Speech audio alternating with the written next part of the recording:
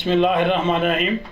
मेरा नाम शफ़ाक़त अली रंधावा है और मैं आज किसान भाइयों से मुखातब हूँ कि गंदम की कटाई का मरहला शुरू हो चुका है। अभी अप्रैल का महीना है और ये महीना जो अप्रैल का होता है इसी में ही सारे दोस्तों ने अपनी फ़सल की जो बर्दाश्त करनी होती है, उसकी कटाई करनी होती है, उसकी हार्वेस्टिंग करनी होती है, उसकी संभाल करनी होती है फ़सल की।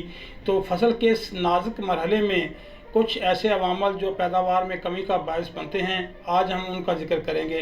दोस्तों, गंदम की कटाई के दौरान अभी हमने देखा कि कोरोना अपने ज़ोरों पे है, तो इस मौके के ऊपर हमें कोरोना को नहीं भूलना और हमें कटाई के दौरान एक दूसरे के साथ गले मिलने और एक दूसरे से हाथ मिलाने से परहेज़ करें और मास्क और सैनिटाइज़र का बेहतरीन तरीके से इस्तेमाल करें ताकि हम अपनी फसल को इसकी कटाई भी कर सकें, अपने दानों को भी अच्छे तरीके से संभाल सकें और इस मूजी मर्ज़ से भी बच सकें।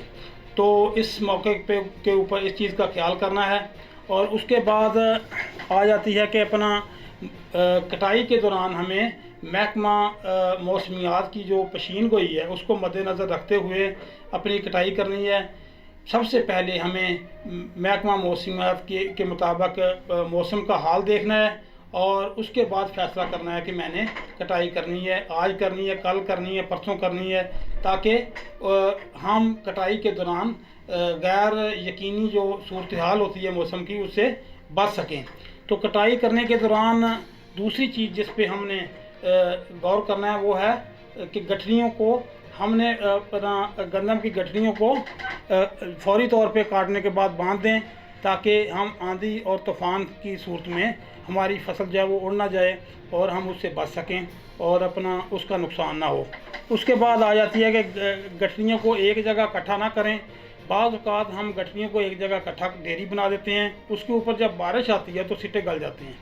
तो ऐसी सूरत हाल में हमें क्या चाहिए कि हम फसल को इकट्ठा ना करें गठरियों को, बल्कि उनको खेत में पड़ा रहने दें अलग-अलग।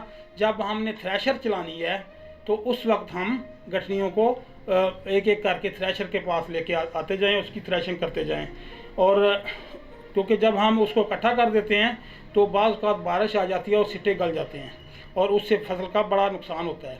उसके बाद आ जाता है कि हमें अपनी थ्रेशर या हार्वेस्टर जो है कटाई से पहले उसको अच्छी तरह चेक कर लें कि जो दाने हैं वो भूसे में तो नहीं जा रहे। बाज़ औक़ात ऐसे होता है कि दाने जो है वो अपना हमारी थ्रेशर जो हार्वेस्टर वो सही नहीं होता और वो मकसद के उसकी वो ठीक नहीं होती वो, तो उसका क्या नुकसान होता है कि दाने जो है वो तूड़ी में जाते हैं, जिस वजह से हमारी पैदावार में कमी का बायस बनती है वो। तो इस चीज़ का ख्याल रखना है।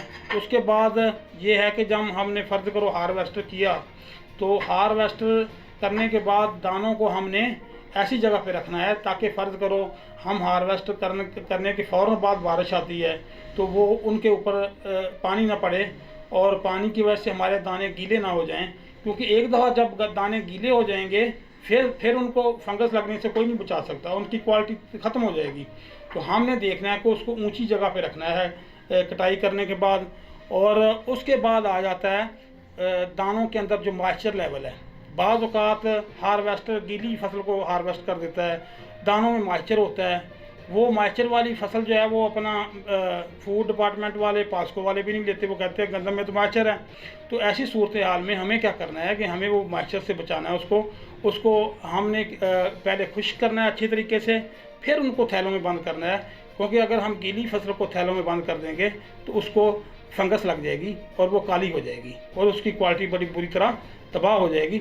ये इस चीज़ें थी जो हम डिस्कस कर रहे थे फसल की कटाई के मरहले के ऊपर, इस नाजुक मरहले के ऊपर, कि हम इन चीज़ों को मद्देनज़र रखते हुए अपने खेत की पैदावार बढ़ा सकते हैं, उसकी क्वालिटी को बढ़ा सकते हैं। देखिए, अगर खेत की पैदावार अच्छी आई लेकिन हमने अपनी मसलन के अपना कोताही की वजह से उसकी क्वालिटी को ख़त्म कर दिया या क्वालिटी को ख़राब कर लिया, तो एट दी एंड क्या होगा कि उसका रेट नहीं लगेगा मार्केट में और वो हमें अच्छे दामों उसके रेट नहीं लगेगा। तो इन चीज़ों को हमने ख्याल करना है कि हमारी अगर फसल अच्छी है तो कटाई के मौके के ऊपर हमें अच्छे तरीके से इस पे फोकस करना है। अगर हमारी फसल पक के तैयार हो गई है तो हमें फौरी तौर पे उसको काट के अगली फसल को काश्त करना चाहिए, क्योंकि अगली फसल जितना टाइम के ऊपर हम काश्त करेंगे उसकी पैदावार भी अच्छी आएगी। तो हमें फसल की जो कटाई होती है, बर्दाश्त होती है, हार्वेस्टिंग होती है, और अगली फसल की जो बजाई होती है, ये ऐसा टाइम होता है कि जिसके ऊपर हमें बड़ी ही एहतियात की ज़रूरत होती है।